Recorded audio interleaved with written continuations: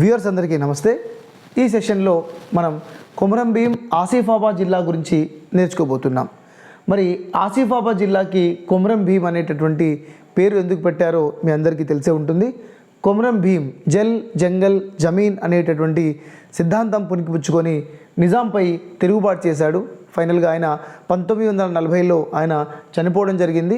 ఆయన సిద్ధాంతాల పట్ల గౌరవంగా ఉన్నటువంటి నిజాం ఆ తర్వాత మరి గిరిజనుల యొక్క సమస్యలు పరిష్కరించడం కోసం ఆయన ఆస్ట్రియా దేశానికి చెందినటువంటి హైమన్డార్ఫ్ని కూడా ఇక్కడికి పంపించడం జరిగింది.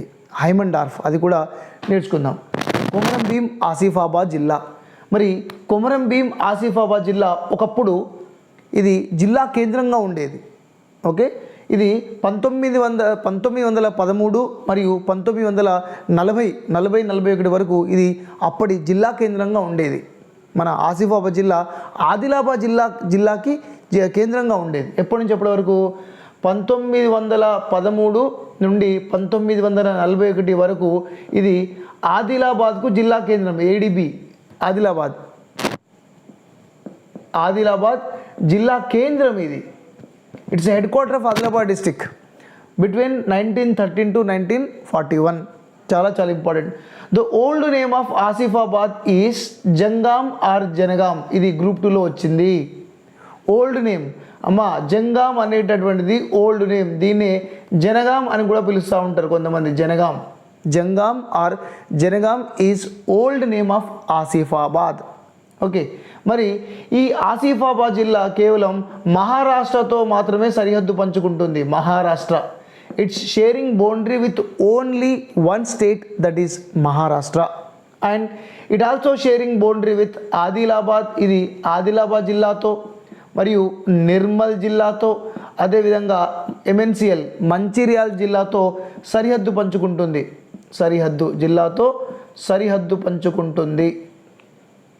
ఓకే, మరి ఈ ఆసిఫాబాద్ జిల్లా యొక్క ఇంకా ప్రత్యేకతలు, ఇక్కడ 2 కాన్స్టిట్యున్సీస్ ఉన్నాయండి. అంటే 2 నియోజకవర్గాలు ఉన్నాయి. 2 నియోజకవర్గాలు ఉన్నాయి. మరి ఆ 2 నియోజకవర్గాల్లో ఒకటి ఆసిఫాబాద్ నియోజకవర్గం. మరి ఈ ఆసిఫాబాద్ నియోజకవర్గం ఎస్టీకి రిజర్వ్ చేయబడింది. ఇది ఎస్టీకి రిజర్వ్ చేయబడింది. రెండోది సిర్పూర్. సో కొమరం భీం ఆసిఫాబాద్ జిల్లాలో 2 నియోజకవర్గాలు ఉన్నాయి. మరి ఈ 2 నియోజకవర్గాల్లో ఆసిఫాబాద్ అనేటటువంటిది ఎస్టీ కాన్స్టిట్యున్సీ. మరి సిర్పూర్ అది జనరల్ కాన్స్టిట్యున్సీ. ఇది జనరల్ కాన్స్టిట్యున్సీ. మరి ఆసిఫాబాద్ జిల్లా ఇంతకుముందు మనకి టీఎస్ రిజిస్ట్రేషన్ ఉంది కదా. టీఎస్ రిజిస్ట్రేషన్ 20, ఇప్పుడు అది కాస్త TG20 రిజిస్ట్రేషన్ అయింది. రిజిస్ట్రేషన్ నంబర్ TG20 రీసెంట్గానే స్టార్ట్ అయింది. మరి ఇక్కడ ముఖ్య పట్టణం ఏంటి, ఇంపార్టెంట్ సిటీ ఏంటి? ఇక్కడ ఇంపార్టెంట్ సిటీ ఏంటి అంటే సిర్పూర్ కాగజ్ నగర్. SKZR అని రాస్తున్నాను, అర్థం చేసుకోండి. SKZR అంటే సిర్పూర్ కాగజ్ నగర్ ఇక్కడ ముఖ్య పట్టణం. అండ్ ఇది చాలా ఇంపార్టెంట్ రైల్వే స్టేషన్ కూడా ఉందండి. ఈ జిల్లాలో ఉన్నటువంటి ముఖ్యమైనటువంటి రైల్వే స్టేషన్ ఏంటి అంటే సిర్పూర్ కాగజ్ నగర్ రైల్వే స్టేషన్. పెద్ద రైల్వే స్టేషన్స్, రైల్స్ ఆగుతాయి. ఈ రైల్వే స్టేషన్ తర్వాత మహారాష్ట్ర వచ్చేస్తుంది మనకి. మరి ఈ కొమరం భీం ఆసిఫాబాద్ జిల్లాలో ముఖ్యమైనటువంటి నదులు ఏంటి? ఉపనదులు కానీ నదులు, రివర్స్, ఇంపార్టెంట్ రివర్స్. మనకి వార్ధా నది ఉంది. వార్ధా నది తర్వాత మనకి ప్రాణహిత నది ఉంది. ప్రాణహిత నది.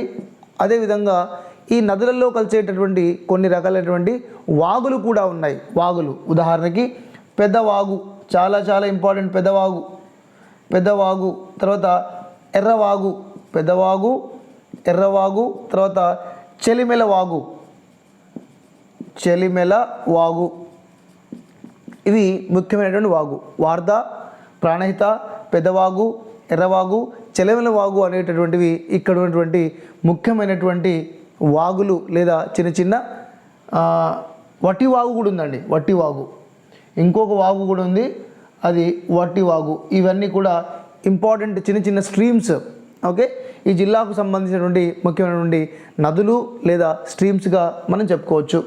మరి ఈ జిల్లాలో ఉన్నటువంటి ప్రాజెక్టులు ఏంటో చూద్దాం.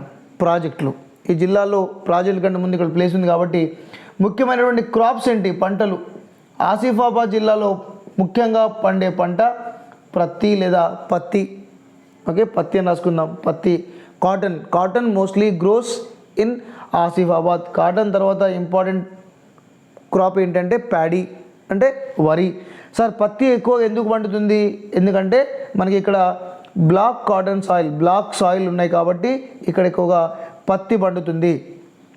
తెలంగాణలోనే అత్యధికంగా నల్లరేగడి భూములు లేదా నల్లరేగడి మట్టి లేదా బ్లాక్ సాయిల్ ఉన్నటువంటి జిల్లా ఏది అంటే అది మనకి ఆసిఫాబాద్ జిల్లా. చాలా చాలా ఇంపార్టెంట్ ఇది. ఓకే, చూద్దాం.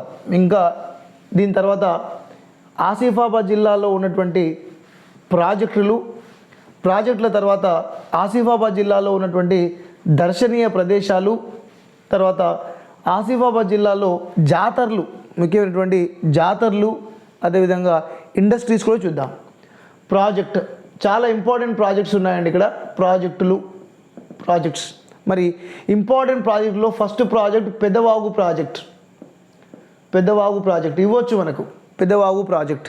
ఈ పెద్దవాగు ప్రాజెక్ట్ని మనం కొమరం భీం ప్రాజెక్ట్ అంటామండి. దీన్ని కొమరం భీం ప్రాజెక్ట్ అంటాం. ఇది ఎక్కడుందంటే అడా ప్రాజెక్ట్ అని కూడా అంటాం. అడా అనేటటువంటి గ్రామం వద్ద ఉంది కాబట్టి దీన్ని అడా ప్రాజెక్ట్ అంటాం. ఆ తర్వాత ఇంకొకటి ప్రాణహిత ప్రాజెక్ట్. ఈ ప్రాణహిత ప్రాజెక్ట్ని ఏమంటారంటే తుమ్మిడిహెట్టి ప్రాజెక్ట్ అంటారు. ఈ ప్రాణహిత ప్రాజెక్ట్ని తుమ్మిడిహెట్టి ప్రాజెక్టు అని కూడా పిలుస్తారు. ఆ తర్వాత జగన్నాథ్పూర్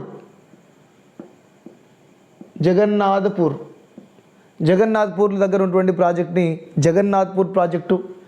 ఆ తర్వాత వట్టివాగు దగ్గర ఉన్నటువంటి ప్రాజెక్ట్ని వట్టివాగు ప్రాజెక్టు. ఓకే, తర్వాత ఎర్రవాగు ప్రాజెక్టు, చెలిమెలవాగు ప్రాజెక్టు, తర్వాత చెలిమలవాగు ప్రాజెక్టులు. ఈ ప్రాజెక్టులన్నీ కూడా ఈ కొమరం భీం ఆసిఫాబాద్ జిల్లాలో పంటలు పండడానికి ముఖ్య కారణాలుగా చెప్పవచ్చు. అయితే ఈ జగన్నాథ్పూర్ ప్రాజెక్ట్ ఏదైతే ఉందో చెలిమలవాగు ప్రాజెక్ట్ ఏదైతే ఉందో దాన్ని ఎన్టీఆర్ ప్రాజెక్ట్ అని కూడా అంటారు. చెలిమలవాగు ప్రాజెక్ట్ని ఎన్టీఆర్ ప్రాజెక్ట్ అని కూడా అంటారు. ఎన్టీఆర్ ప్రాజెక్టు. మరి ఆసిఫాబాద్ జిల్లాకు సంబంధించినటువంటి ఇండస్ట్రీస్ ఏంటి? ఆసిఫాబాద్ జిల్లాలో ముఖ్యమైనటువంటి ఇండస్ట్రీస్, ఒకప్పుడు సిల్క్ ఇండస్ట్రీ కూడా ఉండే, బట్ ఇప్పుడు లేదు. ఇప్పుడు మనకి సిర్పూర్ కాగజ్ నగర్ అనగానే కాగజ్ అంటే పేపర్, సిర్పూర్ పేపర్ మిల్. ఇక్కడ సిర్పూర్ పేపర్ మిల్, ఎస్పిఎం అంటారు, సిర్పూర్ పేపర్ మిల్. ఇప్పుడు ప్రజెంట్ దాన్ని జేకే పేపర్ కంపెనీ వాళ్ళు ఇక్కడ ప్రొడక్షన్ స్టార్ట్ చేస్తున్నారు. మరి ఇది ఎప్పుడు ఎస్టాబ్లిష్ అయింది? Sirpur paper mill was established in 1938లో ఏం జరిగింది? ఎస్టాబ్లిష్ జరిగింది. మరి 1942లో ఏం జరిగింది? పేపర్ ప్రొడక్షన్ స్టార్ట్ అయింది. Paper production was started in 1942 but the company was established in 1938. ఇది ఇంతకుముందు మూతపడిన తర్వాత తెలంగాణ వచ్చిన తర్వాత మళ్ళీ ప్రభుత్వం ఏర్పాటైపోయిన తర్వాత దీన్ని మళ్ళీ సిక్ ఇండస్ట్రీలో ఉండేది, మళ్ళీ దాన్ని బయటికి తీసుకురావడం జరిగింది. అంతేకాకుండా ఆసిఫాబాద్లో పత్తి ఎక్కువ పండుతుంది కాబట్టి మళ్ళీ ఇక్కడ ఏంటి ఉంటుంది? స్పిన్నింగ్ అండ్ జిన్నింగ్ మిల్స్ అనేటటువంటివి ఎక్కువగా ఉంటాయి ఈ కొమరం భీం ఆసిఫాబాద్ జిల్లాలో. మరొకసారి దర్శనీయ ప్రదేశాలు చూద్దాం. Places to visit. మరి కొమరం భీం ఆసిఫాబాద్ జిల్లా వస్తే అడవులు ఉంటాయి, ఘాట్స్ ఉంటాయి, కెరామెరీ ఘాట్. అంతేకాకుండా ఇంకేమన్నా దర్శనీయ ప్రదేశాలు ఏమన్నా ఉన్నాయా? దర్శనీయ ప్రదేశాలు, ప్లేసెస్ టు విజిట్ దర్శనీయ ప్రదేశాల్లో ఫస్ట్ మనం చెప్పుకోవాల్సింది జోడేఘాట్లో ఉన్నటువంటి ట్రైబల్ మ్యూజియం. జోడేఘాట్లో ఉన్నటువంటి కొమరం భీం ట్రైబల్ మ్యూజియం. ఇది ఎక్కడుందంటే కెరామెరీ దగ్గర ఉంది. కెరామెరీ అనేటటువంటి ప్లేస్లో Komaram Bheem tribal tribal museum ఉంది. Komaram Bheem tribal museum. ఇక్కడ కొమరం భీం యొక్క విశిష్టతలు, కొమరం భీం చేసినటువంటి పని, ఆ ట్రైబల్ సంబంధించినటువంటి అప్పటి పోరాటానికి సంబంధించినటువంటి విశిష్టతలు తెలిపే విధంగా ఈ కొమరం భీం ట్రైబల్ మ్యూజియం అనేటటువంటిది జోడెఘాట్లో ఏర్పాటు చేశారు. తర్వాత మార్లవాయి అనేటటువంటి ప్లేస్ చాలా ఇంపార్టెంట్. మార్లవాయి ఎక్కడ ఉందంటే మళ్ళీ ఇది కూడా కెరమిరి దగ్గరలో ఉంది మార్లవాయి. ఎందుకంటే ఇక్కడ హైమన్ డార్ఫ్ యొక్క స్మారక స్తూపం ఉంది. హైమన్ డార్ఫ్ ఇప్పటిదాకా మీకు చెప్పాను నీకు. హైమన్ డార్ఫ్ ఎవరంటే లండన్ యూనివర్సిటీలో ఒక ప్రొఫెసర్. లండన్ యూనివర్సిటీలో ఉన్న ప్రొఫెసర్. ఆస్ట్రియా దేశానికి చెందినటువంటి హైమన్ డార్ఫ్ లండన్ యూనివర్సిటీలో ప్రొఫెసర్. ఇక్కడ గిరిజనులు నిజాం మీద తిరుగుబాటు చేసినప్పుడు నిజాం అసలు ఏంటి వీళ్ళు ఏ ప్రాబ్లం ఫేస్ చేస్తున్నారు, నిజంగా వీరికి సమస్య ఉందా అని ఆయన ఆస్ట్రియన్ ఎథ్నాలజిస్ట్, ఒక సోషియాలజిస్ట్, ఆస్ట్రియన్ ఎథ్నాలజిస్ట్ని మన అప్పటి ఆదిలాబాద్ జిల్లాకి పంపించడం జరిగింది. ఈ మార్లవాయిలోనే ఆయన చనిపోయినటువంటి స్మారక స్తూపం కూడా ఉంది. ఇద్దరు దంపతులు, హైమన్ డార్ఫ్ దంపతులు ఇద్దరు కూడా ఇక్కడికే ఉన్నారు, ఇక్కడనే చనిపోయారు ఇద్దరు కూడా. అంతటి గొప్పవారు వీళ్ళు మార్లవాయి. సో మార్లవాయి తర్వాత మళ్ళీ మనకి జంగుబాయి దేవత, జంగుబాయి లొద్ది కూడా ఉంటుందండి. జంగుబాయి జాతర కూడా ఉంది. జంగుబాయి దేవత కూడా అంటే ఆదివాసీలు కొలిచేటటువంటి దేవత జంగుబాయి దేవత కూడా చాలా చూడవలసిన ప్రదేశం. తర్వాత శంకర్లొద్ది గుహలు అంతా గుట్టలు కొండలతో కూడిన ప్రాంతం కాబట్టి ఇక్కడ కొన్ని గుహలు కూడా ఉన్నాయి. ఆ తర్వాత కెరిమెరి ఘాట్ రోడ్, అక్కడ ఒక ఘాట్ రోడ్ కూడా ఉంది. కెరమెరి ఘాట్ రోడ్. అది దాటిన తర్వాత మనం ఆదిలాబాద్ జిల్లాలోకి ప్రవేశించవచ్చు. శంకర్లొద్ది గుహలు, కెరమెరి గుహలు అండ్ అర్జున లొద్ది అంటే ఏంటంటే చాలా లోతైనటువంటి ప్రదేశం. ఇది ఎక్కడుందంటే తిర్యాని ప్రాంతంలో ఉందండి. తిర్యాని అనేటటువంటి ప్రాంతంలో ఇది ఉంది. ఆ తర్వాత కొన్ని ఆలయాలు. వాంకిడి శివాలయం, కాకతీయ కాలంలోని శివాలయం, వాంకిడి శివాలయం కాకతీయ కాలం నాటిదని చెప్తారు. కాకతీయుల కాలం నాటి వాంకిడి శివాలయం కూడా చాలా ఫేమస్ ఇక్కడ. ఆ తర్వాత తొంకిని హనుమాన్ ఆలయం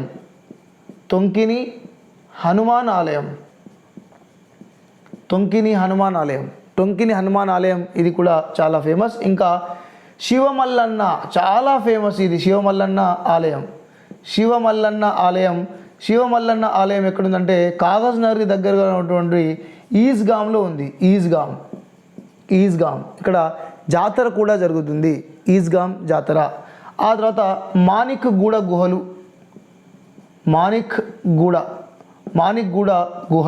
ఇక్కడ మనకి మూడో గుహ చూస్తున్నాం. ఇక్కడ శంకర్లొద్ది గుహలు, అర్జున లొద్ది, ఆ తర్వాత మాణిక్గూడ గుహలు, 3 రకాలైనటువంటి గుహలు ఉన్నాయి. అంతేకాకుండా గంగపూర్ జాతర ఈ జిల్లాలో అత్యంత ఫేమస్గా జరిగేటటువంటి జాతర. శివమల్లన్న జాతరతో పాటు ఇంకా గంగపూర్ జాతర కూడా అంటారండి. గంగపూర్ వెంకటేశ్వర ఆలయం. ఈ ఎక్కడి నుంచి వస్తాయో చెప్పలేము మనం. వెంకటేశ్వర ఆలయం క్వశ్చన్స్ మనం ఎక్కడి నుంచి అయినా రావచ్చండి. చిన్న డిస్ట్రిక్ట్ ఎడిషన్లో ఇచ్చేటటువంటి జాతరల గురించి కూడా రావచ్చు. ఇది ఎక్కడుందంటే రెబ్బెన అనేటటువంటి గ్రామం దగ్గరలో మండలంలో ఉంది. గంగాపూర్ వెంకటేశ్వర ఆలయం చాలా ఫేమస్. మాణిక్గూడ గుహలు, శివమల్లన్న ఆలయం, ఇక్కడ కూడా జాతర జరుగుతుంది. జంగుబాయి జాతర కూడా ఇక్కడ జరుగుతుంది. అదేవిధంగా ఇక్కడ మరి దర్శనీయ ప్రదేశాల్లో ఆదిలాబాద్ జిల్లాతో పాటు ఆసిఫాబాద్ జిల్లాలో జలపాతాలు ఉన్నాయి. చాలా ఆహ్లాదాన్ని ఇచ్చేటటువంటి జలపాతాలు ఉన్నాయి. మరి ఆ జలపాతాలు ఏంటో ఇటీవల రీసెంట్ కాలంలో కూడా ఫేమస్ అయినటువంటి కొన్ని జలపాతాలు కూడా ఉన్నాయి. చూద్దాం ఒకసారి. వాటర్ ఫాల్స్, జలపాతాలు, వాటర్ ఫాల్స్. మరి ఇక్కడ ఉన్నటువంటి వాటర్ ఫాల్ సవతుల గుండం. ఒకటి సవతుల గుండం జలపాతం, ఇది చాలా ఫేమస్. ఆ తర్వాత సప్తగుండాల జలపాతం. దీనికే ఇంకో 2 పేర్లు ఉన్నాయి. దీన్ని మిట్టే జలపాతం అని కూడా అంటారు. దీనికే సప్తగుండాలకే మరొక పేరు మిట్టె జలపాతం. అదేవిధంగా దీన్నే పిట్టగూడ జలపాతం అని కూడా అంటారు. పిట్టగూడ, సప్తగుండాల, మిట్టె, పిట్టగూడ అనేటటువంటి 3 పేర్లు ఈ ఒక్క జలపాతానికి ఉన్నాయి. అంతేకాకుండా గుండాల జలపాతం, గుండాల జలపాతం, ఈ గుండాల జలపాతానికి మరొక పేరు బాహుబలి జలపాతం. బాహుబలి జలపాతం ఎక్కడ ఉందంటే తిర్యాని మండలంలో ఉంది. ఇది కూడా తిర్యాని మండలంలో ఉంది. ఆ తర్వాత అడవుల్లో ఉండే ఇంకో జలపాతం భావేజరి జలపాతం. ఇవి ఇక్కడ ఉన్నటువంటి ముఖ్యమైనటువంటి జలపాతాలు. ఇది కెరామెరీ లేదా కెరిమేరి అంటారు ఇక్కడ, ఈ కెరిమేరి లేదా కెరామెరీ. సో ఇంతకుముందు నేను ఇంపార్టెంట్ ప్లేసెస్లో కూడా చెప్పాను. జాతరలో మనకి గంగాపూర్ జాతర అని చెప్పాను. గంగాపూర్ జాతరలో ఏముంది? వెంకటేశ్వర ఆలయం. ఇది ఎక్కడుంది? రెబ్బెన. గంగాపూర్ జాతర రెబ్బెన. ఆ తర్వాత శివమల్లన్న ఆలయం అని చెప్పాను ఇంతకుముందు. శివమల్లన్న ఎక్కడ? ఈస్గామ్. ఇక్కడ కూడా జాతర జరుగుతుంది. ఇంకోటి జంగుబాయి జాతర అని చెప్పాం. జంగుబాయి గుహలు, జంగుబాయి జాతర ఆదివాసీలు జరుపుకునేటటువంటి జాతర. శివమల్లన్న జాతర, జంగుబాయి జాతర ఆదివాసీలు జరిపేటటువంటి జాతర.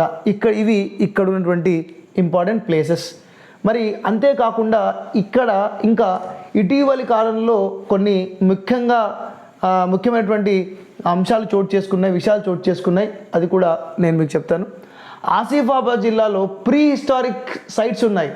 ప్రీ హిస్టారిక్ మెటీరియల్స్ కూడా దొరికాయి. ప్రీ హిస్టారిక్ మెటీరియల్స్ అంటే ఏంటంటే చారిత్రక పూర్వయుగానికి సంబంధించినటువంటి మెటీరియల్స్ దొరికాయి. ఉదాహరణకి అంటే ఆది మానవుని కాలం నాటికి ముందు దొరికాయి. అంతేకాకుండా 65 బిలియన్ ఇయర్స్ కాలంలో ఏర్పడినటువంటి బసాల్ట్ రాక్ అంటే ఏమంటారు బసాల్ట్ రాళ్ళు. ఇవి అగ్నిపర్వతాల ద్వారా అంటే వాల్కనోస్ ద్వారా ఏర్పడేటువంటి బసాల్ట్ రాక్స్ ఆసిఫాబాద్ జిల్లాలోని గిన్నెధరి అనేటటువంటి ప్రాంతంలో ఇటీవల దొరికాయి. 2024లో ఇటీవల రీసెంట్గా గిన్నెధరి అనే ప్రాంతంలో 65 బిలియన్ సంవత్సరాల వయసు కలిగినటువంటి బసాల్ట్ రాకు లావా ప్రవహించడం వల్ల ఏర్పడినటువంటి రాక్స్. ఇవి అగ్నిపర్వతాల ద్వారా ఏర్పడ్డవి. గిన్నెధరి అనేటువంటి ప్రాంతంలో ఏర్పడ్డాయి. అంతేకాకుండా ప్రీ హిస్టారిక్ మెటీరియల్స్ కూడా దొరికాయి. అంతేకాకుండా